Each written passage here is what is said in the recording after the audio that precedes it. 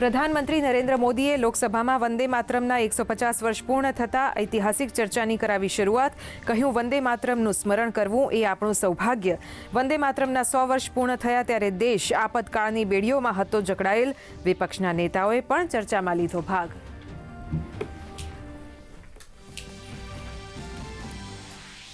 ઇન્ડિગોની આજે પણ અનેક ફ્લાઇટ મોડી અથવા રદ. ડીજીસીએની શોકોઝ નોટિસનો આજે સાંજ સુધીમાં ઇન્ડિગોને આપવો પડશે જવાબ. રાજ્યસભામાં નાગરિક ઉડ્ડયન મંત્રી રામમોહન નાયડુએ કહ્યું, ક્રૂ રોસ્ટરિંગ અને આંતરિક પ્લાનિંગ સિસ્ટમ સમસ્યા સંકટના મુખ્ય કારણ. સ્થિતિને પહોંચી વળવા રેલવે દ્વારા 22 સ્પેશિયલ ટ્રેનનું આયોજન. નક્સલી મોરચે મળી સફળતા. છત્તીસગઢના ખેરાગઢમાં 1 કરોડના ઇનામી નક્સલી રામઘેર મજ્જી સહિતના 12 નક્સલીઓએ કર્યું આત્મસમર્પણ. મહારાષ્ટ્ર, મધ્યપ્રદેશ, છત્તીસગઢના સમૂહોના હતા તમામ નક્સલી.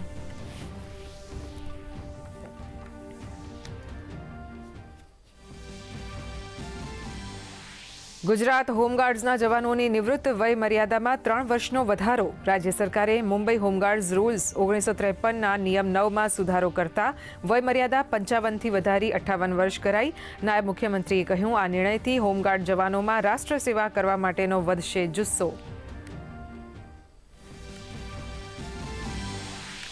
મુખ્યમંત્રી ભૂપેન્દ્ર પટેલે ગાંધીનગરમાં ગ્રીટના નવનિર્મિત સ્ટ્રેટેજી રૂમનું કર્યું લોકાર્પણ. સાથે જ ડેટા એનાલિસિસ રૂમની મુલાકાત લઈ વ્યવસ્થાનું કર્યું નિરીક્ષણ. નાયબ મુખ્યમંત્રી, નાણાં, કૃષિ અને શિક્ષણ મંત્રી પણ બેઠકમાં રહ્યા હાજર.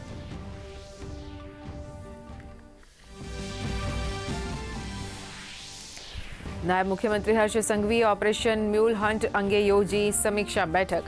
બેઠકમાં તમામ જિલ્લાના CID, crime DGP, police commissioner રહ્યા હાજર.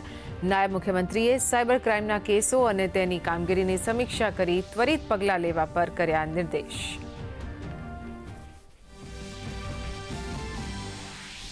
સાયબર સેન્ટર ઓફ એક્સલન્સની મહત્વની કામગીરી. 710 કરોડથી વધુના ફ્રોડમાં સક્રિય ગેંગના 10 આરોપીઓની કરી અટકાયત. તો ભારતીય નાગરિકોને સાયબર સ્લેવરીમાં ધકેલતા કૌભાંડનો કર્યો પર્દાફાશ.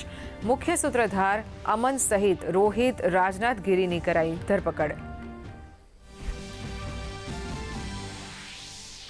આગામી 7 દિવસ રાજ્યમાં હવામાન રહેશે શુષ્ક. લઘુત્તમ તાપમાનમાં મોટા ફેરફારની શક્યતા નહીં. છેલ્લા 24 કલાકમાં 11 ડિગ્રી લઘુત્તમ તાપમાન સાથે નલિયા સૌથી ઠંડુ. તો અમદાવાદ અને ગાંધીનગરનું લઘુત્તમ તાપમાન 15 ડિગ્રીની આસપાસ.